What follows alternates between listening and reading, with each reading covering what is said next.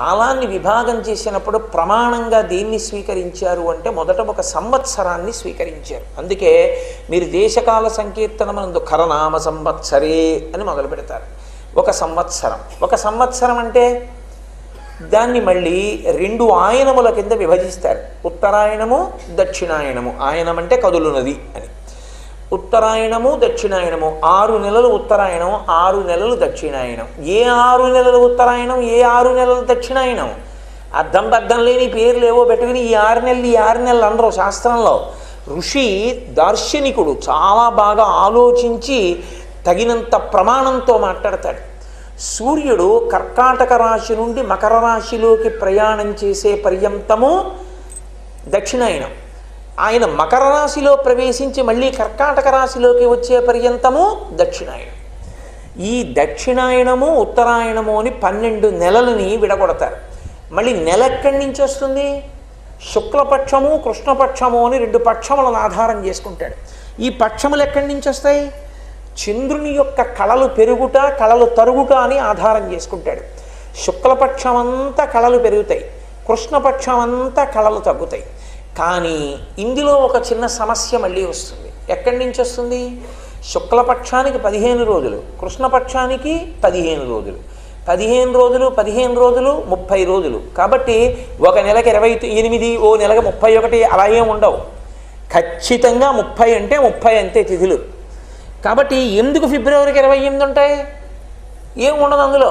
దానికి అలా ఎవరికి లెక్క తెలియదు. ఎందుకు అలా వచ్చిందో ఎవరికి ఏం తెలియదు. ఎందుకంటే దానికి ఏం ప్రమాణమా బూడిద ఏముంటుంది? ఏం ఉండదు. ఋషి చెప్పేది అలా ఉండదు. ఋషి చెప్తే దానికి ఆధారం ఉంటుంది. ఈశ్వరుని యొక్క నియతి ఒకటి ఉంటుంది, దాన్ని బట్టి మాట్లాడతాడు ఆయన.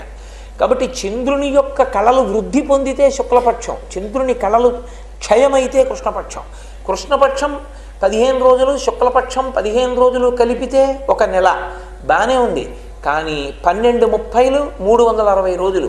కానీ యథార్థంగా ఒక సంవత్సరం జరగడానికి పట్టే కాలం 365 1/4 రోజులు.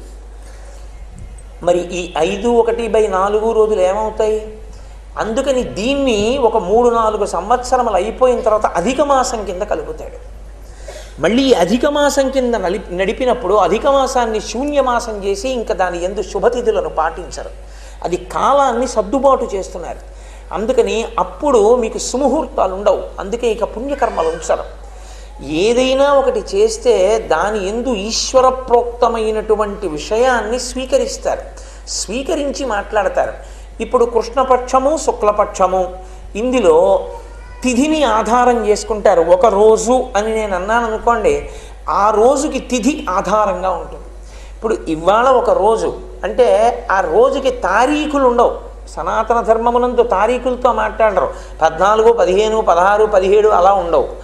అందుకే పూజ చేస్తే తిథిని చెప్పవలసి ఉంటుంది. శ్రీఖరనామ సంవత్సరే దక్షిణాయనే వర్ష ఋతో భాద్రపద మాసే కృష్ణపక్షే ఏకాదశిన్యాం భృగువాసరే శుభనక్షత్రే శుభయోగ శుభకరణ ఏవంగుణ విశేషణ విశిష్టాయాం అంటాడు. అంటే ఇప్పుడు దేశకాల సంకీర్తనమునందు 5 చెప్తాడు. తిథి చెప్తాడు ముందు.